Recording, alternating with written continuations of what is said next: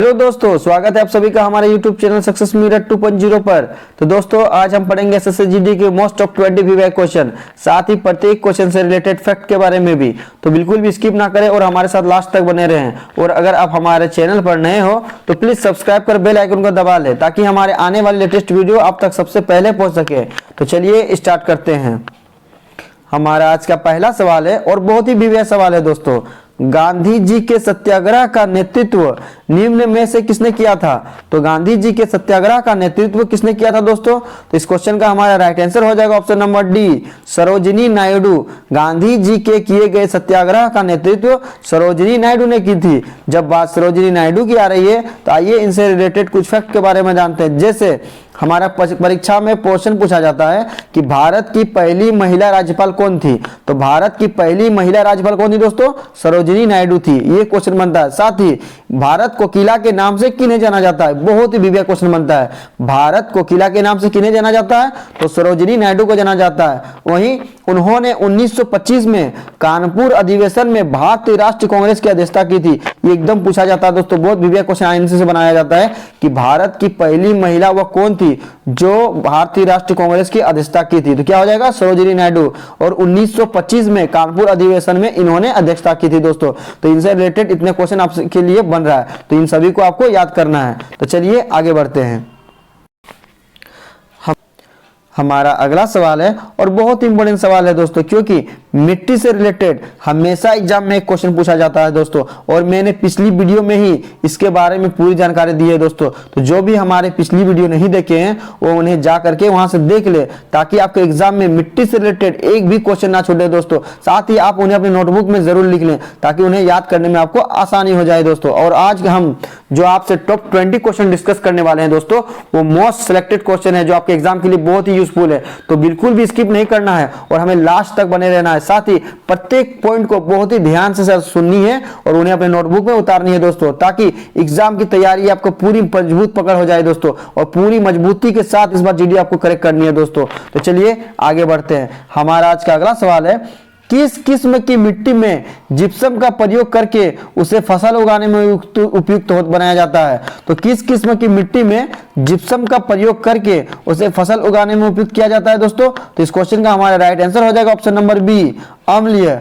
अम्लीय मिट्टी में जिप्सम का प्रयोग करके उसे उपजाऊ बनाया जाता है, जिससे फसल की अच्छी पैदावार होती है। जब बात मिट्टी की हो रही है तो आइए मिट्टी से रिलेटेड कुछ फैक्ट के बारे में आपको हम बताते हैं। जैसे भारत में सबसे अधिक उपजाऊ मिट्टी क्या है दोस्तों? तो भारत में सबसे अधिक उपजाऊ मिट्टी होती है जलोढ़ मिट्टी। साथ ही एक क्वेश्चन और बनता है कि लाल मिट्टी को क्या कहा जाता है और काली मिट्टी को क्या कहा जाता है, उनके क्या उपनाम है? हमेशा एकदम एक नया क्वेश्चन बनता है दोस्तों। तो लाल मिट्टी का उपनाम हो जाएगा लेटेराइट मिट्टी। लाल मिट्टी को लेटेराइट मिट्टी कहा जाता है और काली मिट्टी को रेगुर मिट्टी कहा जाता है। क्या कहा जाता है? काली मिट्टी को रेगुर मिट्टी कहा जाता है। साथ ही कपास की खेती के लिए कौन सी मिट्टी उपयुक्त होती है? ये एकदम बहुत वीवीआई क्वेश्चन है। तो कपास की खेती के लिए सबसे उपयुक्त मिट्टी होती है काली मिट्टी, जिसे काली कपास की मिट्टी भी कहा जाता है। और कपास की खेती में कौन से दो राज्य अग्रणी हैं? गुजरात और महाराष्ट्र। इतना पॉइंट हम आज आपको बता रहे हैं दोस्तों। इन पॉइंट को आपको अपने नोटबुक में लिखनी है, साथ ही याद करनी है, ताकि एग्जाम में आपका एक भी क्वेश्चन ना मिस हो जाए दोस्तों। तो चलिए आगे बढ़ते हैं। हमारा अगला सवाल है, हवा का वाष्प घनत्व कितना होता है? तो हवा का वाष्प घनत्व कितना होता है दोस्तों? तो इस क्वेश्चन का राइट आंसर हो जाएगा ऑप्शन नंबर सी, 14.4। हवा का वाष्प घनत्व 14.4 होता है दोस्तों। हमारा अगला सवाल है और बहुत इंपॉर्टेंट सवाल है दोस्तों, क्योंकि कोयला से रिलेटेड हमेशा एग्जाम में एक क्वेश्चन पूछा जाता है। तो आज कोयला से रिलेटेड जितने भी फैक्ट हैं उन सभी फैक्ट को आज हम क्लियर कर देते हैं। तो चलिए देखते हैं। हमारा आज का अगला सवाल है, भूरा कोयला के नाम से कौन जाना जाता है? तो भूरा कोयला के नाम से कौन जाना जाता है दोस्तों? तो इस क्वेश्चन का हमारा राइट आंसर हो जाएगा ऑप्शन नंबर बी, लिग्नाइट कोयला। लिग्नाइट कोयला को भूरा कोयला कहा जाता है। साथ ही इसमें कार्बन की मात्रा कितनी होती है दोस्तों? इसमें कार्बन की मात्रा 65 से 70% की होती है दोस्तों। पूछा जाता है कि लिग्नाइट कोयला में कार्बन की मात्रा कितनी होती है, तो 65 से 70%। तो चलिए एक एक पॉइंट के बारे में आपसे डिस्कस करते हैं। जैसे पहला पॉइंट है हमारा पीट कोयला। तो पीट कोयला किसे कहते हैं दोस्तों, तो पीट कोयला सबसे निम्न कोटि का कोयला होता है दोस्तों, और इसमें 50 से 60% कार्बन पाया जाता है। 50 से 60% का कोयला पाया जाता है। बिटुमिनस कोयला दोस्तों, तो बिटुमिनस कोयला से एक क्वेश्चन हमारा सबसे इंपॉर्टेंट बनता है कि किस कोयला को मुलायम कोयला कहा जाता है, किस कोयला को मुलायम कोयला कहा जाता है दोस्तों। तो क्या हो जाएगा हमारा बिटुमिनस कोयला। बिटुमिनस कोयला को मुलायम कोयला कहा जाता है, और इसमें कार्बन की मात्रा हमेशा 70 से 85% तक होती है। कितना होती है दोस्तों, 70 से 85%। और अगर एग्जाम में पूछा जाए कि सबसे उच्चतम कोटि का कोयला क्या है, सबसे निम्न कोटि का कोयला हो गया हमारा पीट कोयला, और सबसे उच्चतम कोटि का कोयला क्या हो जाएगा दोस्तों, एंथ्रासाइट कोयला। एंथ्रासाइट कोयला को सबसे उच्च वर्ग की कोटि का माना जाता है दोस्तों, और इसमें कार्बन की मात्रा 85% पाया जाता है दोस्तों। कितना पाया जाता है, 85%। तो इन सभी पॉइंट को आपको याद करनी है, और इन सारे पॉइंट को जब आप याद कर लोगे तो एक भी क्वेश्चन कोयला से रिलेटेड आपका एग्जाम में नहीं छूटेगा दोस्तों। तो सभी पॉइंट को आप अच्छे से अपने नोटबुक में लिख लेना है ताकि आपको याद करने में सुविधा हो दोस्तों। तो चलिए आगे बढ़ते हैं। हमारा अगला सवाल है, और बहुत ही इंपॉर्टेंट सवाल है दोस्तों, क्योंकि ये क्वेश्चन बार बार एग्जाम में रिपीट किया जाता है और स्टूडेंट अक्सर इसमें फंस जाते हैं दोस्तों, क्योंकि इनमें एक कंफ्यूजन पॉइंट है दोस्तों, जिस कंफ्यूजन पॉइंट को आज हम क्लियर करने वाले हैं। तो बिल्कुल भी बने रहना है और स्किप नहीं करना है, और ध्यान से सभी पॉइंट को भी सुनना है दोस्तों, क्योंकि बहुत सारे क्वेश्चन का हल आपको उस पॉइंट से मिलने वाले हैं। तो चलिए देखते हैं। हमारा आज का अगला सवाल है, सबसे अधिक विद्युत ऋणात्मक तत्व कौन सा है दोस्तों। क्वेश्चन बहुत इंपॉर्टेंट है। सबसे अधिक विद्युत ऋणात्मक तत्व कौन सा है दोस्तों, तो इस क्वेश्चन का हमारा राइट आंसर हो जाएगा option number C, fluorine. Fluorine में सबसे अधिक विद्युत ऋणात्मकता पाया जाता है दोस्तों। और साथ ही जब बात की जाए क्लोरीन की, तो देखिए यही दो पॉइंट में हमेशा फंसता है, फ्लोरीन और क्लोरीन। तो आपको हम दोनों पॉइंट को क्लियर करते हैं और सारा कंफ्यूजन को दूर करते हैं। अगर परीक्षा में हमसे पूछा जाए कि सबसे अधिक इलेक्ट्रॉन बंधुता, क्या पूछा जाएगा दोस्तों, इलेक्ट्रॉन बंधुत्व वाला तत्व, सबसे अधिक इलेक्ट्रॉन बंधुत्व वाला तत्व कौन सा है, तो आपको क्या करना है, क्लोरीन पे जाना है। और अगर सबसे अधिक विद्युत ऋणात्मकता के बारे में पूछा जाए तो फ्लोरीन पे जाना है दोस्तों। ये दोनों पॉइंट आप अच्छे से याद रख लीजिएगा। इलेक्ट्रॉन बंधुत्व हमेशा पूछा जाता है, किस तत्व की इलेक्ट्रॉन बंधुत्व उच्च होती है, किस तत्व की इलेक्ट्रॉन बंधुता उच्च होती है दोस्तों, तो क्या हो जाएगा, क्लोरीन। अगर बात की जाए विद्युत ऋणात्मकता, किस तत्व की सबसे अधिक विद्युत ऋणात्मकता होती है, तो क्या हो जाएगा, फ्लोरीन हो जाएगा। बस ये दो पॉइंट आपको याद रखना, दोनों में से सिर्फ एक ही याद रखिए ना दोस्तों कि इलेक्ट्रॉन अगर पूछा जाएगा तो क्लोरीन को मारेंगे। अगर इलेक्ट्रॉन याद रह गया तो ऑब्वियसली हमको विद्युत ऋणात्मक याद हो ही जाएगा दोस्तों। विद्युत ऋणात्मक पूछेगा तो फ्लोरीन मार देंगे, लेकिन हमको एक पॉइंट को याद रखना पड़ेगा। एक पॉइंट याद रखिए, दूसरा पॉइंट ऑटोमेटिक पकड़ा जाएगा दोस्तों। तो क्या याद रखेंगे, इलेक्ट्रॉन उच्च किसकी होती है, तो सबसे अधिक इलेक्ट्रॉन बंधुत्व वाला तत्व क्या होगा हमारा, क्लोरीन। और सबसे अधिक विद्युत ऋणात्मकता वाला तत्व क्या होगा, फ्लोरीन होगा। अच्छा बात की जाए क्लोरीन की, तो क्लोरीन का परमाणु क्रमांक कितना होता है, तो 17 होता है, और इसका संकेत चिन्ह क्या होता है दोस्तों, Cl हो जाता है। वही फ्लोरीन का परमाणु क्रमांक कितना होता है, 9 होता है, और इसका संकेत चिन्ह क्या हो जाता है दोस्तों, F होता है। लिथियम की बात करते हैं तो लिथियम का परमाणु क्रमांक 3 होता है, और Li से सूचित किया जाता है। वही सोडियम का परमाणु क्रमांक 11 होता है, और उसको क्या बोला जाता है, इसका संकेत चिन्ह दोस्तों Na, जिसे हम लोग नेट्रियम, इसका लैटिन नाम क्या हो जाता है दोस्तों, लैटिन नाम, ये हमेशा पूछा जाता है, सोडियम का लैटिन नाम क्या है, तो क्या हो जाएगा दोस्तों, नेट्रियम। अच्छा सबसे अधिक अभिक्रियाशील तत्व कौन सा है दोस्तों, तो सोडियम दूसरे नंबर पे आता है दोस्तों। पहला सबसे अभिक्रियाशील तत्व हो जाता है हमारा पोटेशियम, और सोडियम हमारा दूसरा होता है। और सोडियम को हमेशा मिट्टी के तेल में डुबो कर रखा जाता है, क्योंकि ये अभिक्रियाशील तत्व है। इसको जैसे ही खुला में रखेंगे तो वायुमंडल में ये क्या हो जाएगा दोस्तों, विस्फोट हो जाएगा। इसलिए सोडियम को मिट्टी के तेल में डुबो कर रखा जाता है। और सबसे अभिक्रियाशील तत्वों के समूह में दूसरे नंबर पे ये आते हैं। और सबसे अधिक अभिक्रियाशील तत्व अगर पूछा जाए तो हो जाएगा पोटेशियम, और सबसे कम अगर पूछा जाए तो हो जाएगा सोना। इन सारे पॉइंट को आपको अच्छी तरीके से अपने नोटबुक में लिखनी है दोस्तों, क्योंकि इनसे कई सारे क्वेश्चन एग्जाम में आपसे बन रहे हैं और पूछा जा सकता है दोस्तों। तो चलिए आगे बढ़ते हैं। हमारा अगला सवाल है, एंग्लो नुबियन किसकी नस्ल है, तो एंग्लो नुबियन किसकी नस्ल है दोस्तों, तो इस क्वेश्चन का हमारा राइट आंसर हो जाएगा ऑप्शन नंबर बी, बकरी। बकरी को एंग्लो नुबियन की नस्ल कहा जाता है दोस्तों।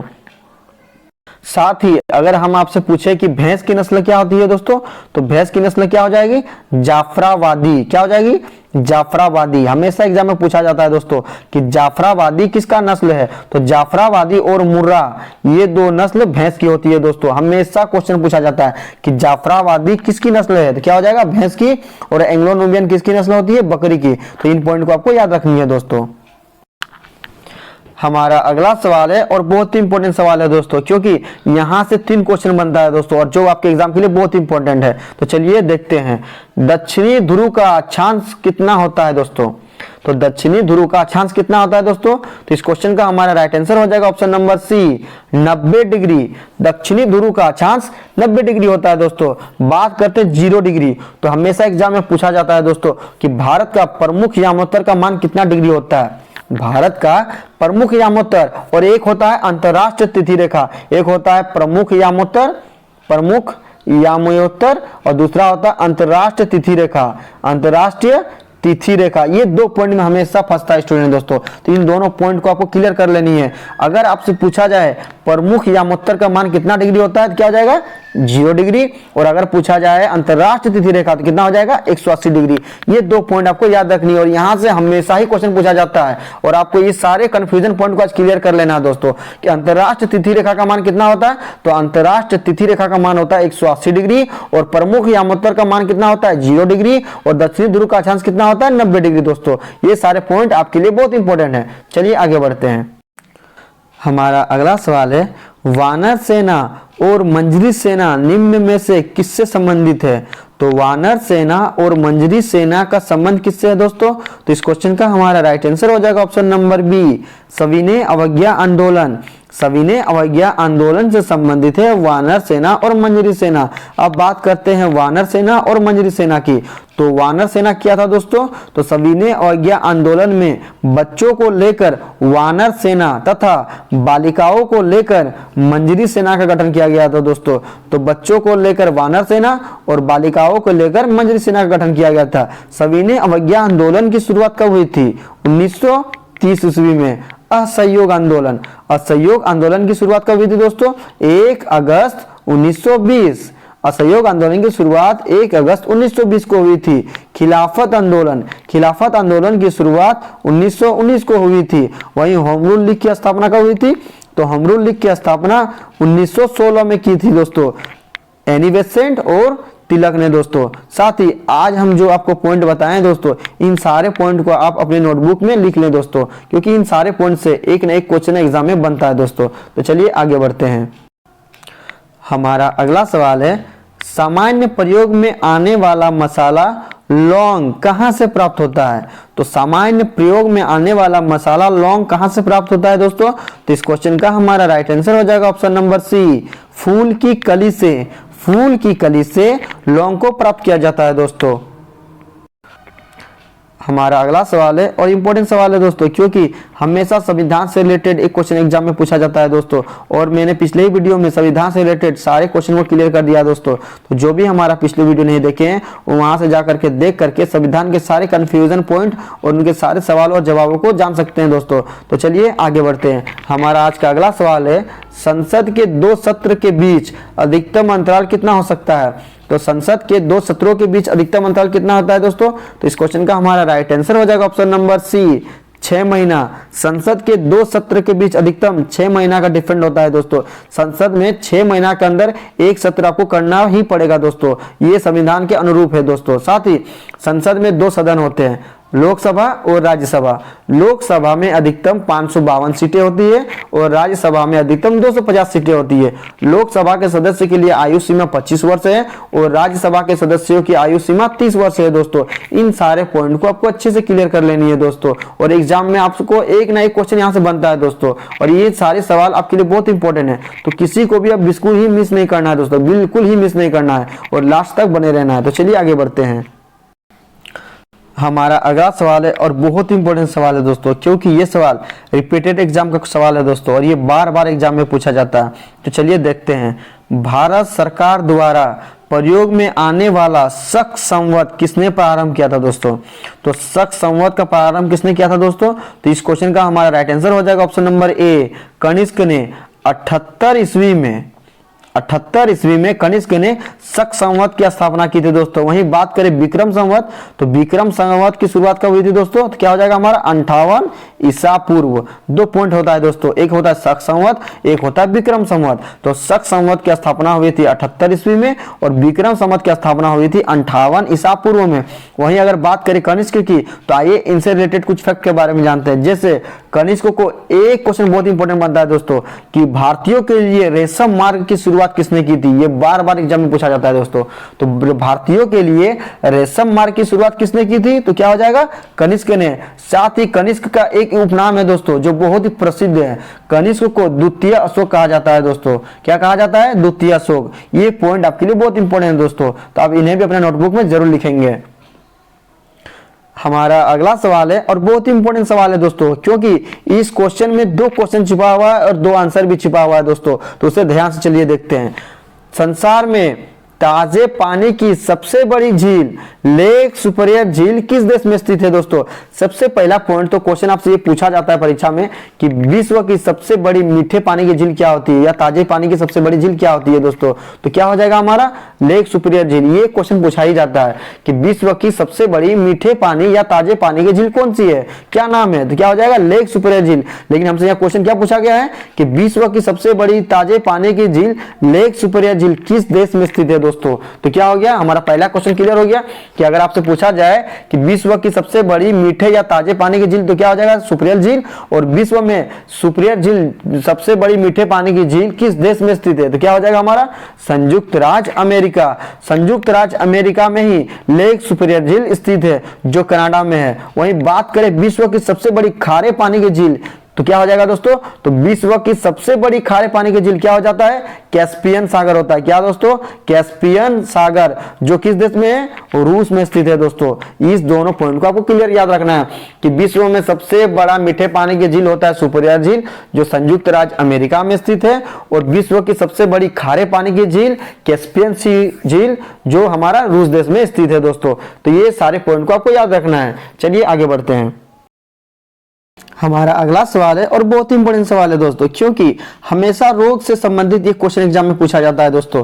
तो आइए देखते हैं। हमारा अगला सवाल है बीसीजी का टीका निम्न में से किसके विरुद्ध रोधक क्षमता उत्पन्न करने के लिए किया जाता है?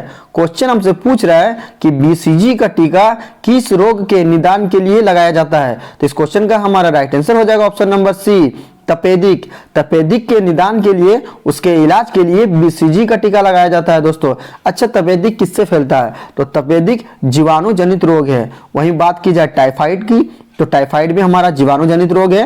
पोलियो हमारा विषाणु जनित रोग है। और टिटनेस भी हमारा जीवाणु जनित रोग है दोस्तों। तो इस पॉइंट को आपको इतना याद रखना है। हमारा अगला सवाल है पर्वतों पर जल कितने डिग्री सेल्सियस पर उबलता है? तो पर्वतों पर जल कितने डिग्री सेल्सियस पर उबलता है दोस्तों? तो इस क्वेश्चन का हमारा राइट आंसर हो जाएगा ऑप्शन नंबर ए, 100 डिग्री सेल्सियस के नीचे। पर्वतों पर 100 डिग्री सेल्सियस के नीचे तापक्रम होने के बावजूद भी वहां पर जल उबलने लगता है, क्योंकि आप जितना ऊंचाई पे जाते हो क्या होता है? वायु का दाब घटने लगता है। ये क्वेश्चन हमसे पूछा जाता है, अक्सर पूछा जाता है कि ऊंचाई बढ़ने पर वायु दाब घटता है या बढ़ता है? तो ऊंचाई बढ़ने पर वायु दाब घटता है, और जब नीचे जितना जाएंगे, जितना गहराई पे जाएंगे तो वायु दाब क्या होता है? हमारा बढ़ने लगता है। इसलिए तो पूछा जाता है, क्वेश्चन फिर बन रहा है दोस्तों, ध्यान से सुनिए कि समुद्र की गहराई में जब नीचे जाते हैं तो वायु का दाब घटता है या बढ़ता है? तो समुद्र की गहराई में आप जितना नीचे जाओगे क्या होता है? वायु का दाब बढ़ने लगता है, और आप जितना ऊंचाई पे जाते हो वायु का दाब घटने लगता है। ये क्वेश्चन आप क्लियर कर लीजिए कि ऊंचाई जाने पर वायु दाब घटता है और नीचे जाने पर वायु दाब बढ़ता है। इस टॉपिक को अच्छे से क्लियर कर लीजिए, क्योंकि हमेशा क्वेश्चन बनता है दोस्तों। तो चलिए आगे बढ़ते हैं। हमारा अगला सवाल है मरकरी पारा किसका स्रोत है? तो मरकरी किसका स्रोत है दोस्तों? तो इस क्वेश्चन का हमारा राइट आंसर हो जाएगा ऑप्शन नंबर डी, सिनेबार। पारा सिनेबार का अयस्क है दोस्तों। किसका अयस्क है? सिनेबार। ये भी बहुत ही इंपॉर्टेंट सवाल है दोस्तों, क्योंकि अक्सर पूछा जाता है ये सवाल कि पारा किसका अयस्क है। तो पारा का किसका अयस्क है दोस्तों? तो क्या हो जाएगा हमारा? सिनेबार। पारा सिनेबार का अयस्क है।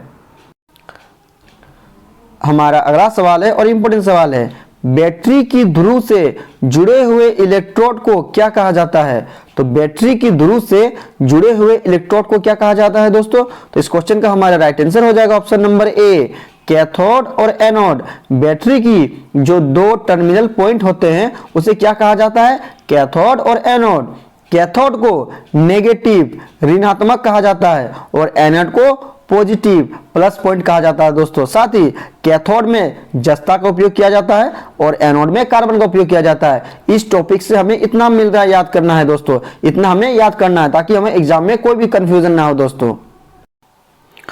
हमारा अगला सवाल है और बहुत ही इंपॉर्टेंट सवाल है दोस्तों, क्योंकि ये क्वेश्चन बार बार एग्जाम में पूछा जाता है दोस्तों। साथ ही इनका जो पॉइंट है वो पॉइंट भी बहुत ही इंपॉर्टेंट है दोस्तों। तो चलिए देखते हैं, पृथ्वी की सतह से सबसे अधिक नजदीक कौन सा मंडल है? तो पृथ्वी की सतह से सबसे अधिक नजदीक कौन सा मंडल है दोस्तों? तो इस क्वेश्चन का हमारा राइट आंसर हो जाएगा ऑप्शन नंबर ए, क्षोभ मंडल।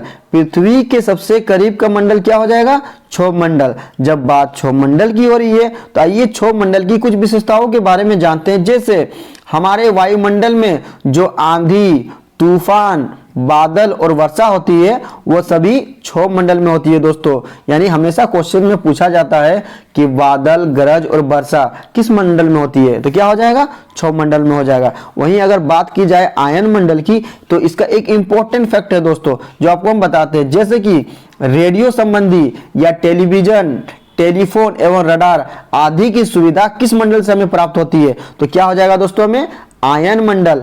आयन मंडल से ही हमें रेडियो, टेलीविजन, टेलीफोन एवं रडार आदि की सुविधा प्राप्त होती है। साथ ही संचार उपग्रह किस मंडल में अवस्थित होते हैं? जो पृथ्वी से संचार उपग्रह छोड़ा जाता है वो किस मंडल में अवस्थित होते हैं दोस्तों? तो हमारा क्या हो जाएगा? आयन मंडल। ये दोनों ही पॉइंट बहुत ही इंपॉर्टेंट एग्जाम के लिए दोस्तों, तो आप इन्हें जरूर अच्छे से क्लियर कर लेंगे। हमारा अगला सवाल है, धोवन सोडा का रासायनिक नाम क्या है? तो धोवन सोडा का रासायनिक नाम क्या है दोस्तों? तो इस क्वेश्चन का हमारा राइट आंसर हो जाएगा option number A, sodium carbonate. धोवन सोडा का रासायनिक नाम सोडियम कार्बोनेट है और इसका सूत्र क्या होता है? Na2CO3। जबकि बात करें सोडियम बाइकार्बोनेट तो हमसे पूछा जाता है कि किस सोडा को खाने का सोडा कहा जाता है? तो खाने का सोडा किसे कहा जाता है? तो क्या हो जाएगा दोस्तों? हमारा सोडियम बाइकार्बोनेट। और इसका सूत्र क्या होता है दोस्तों? NaHCO3।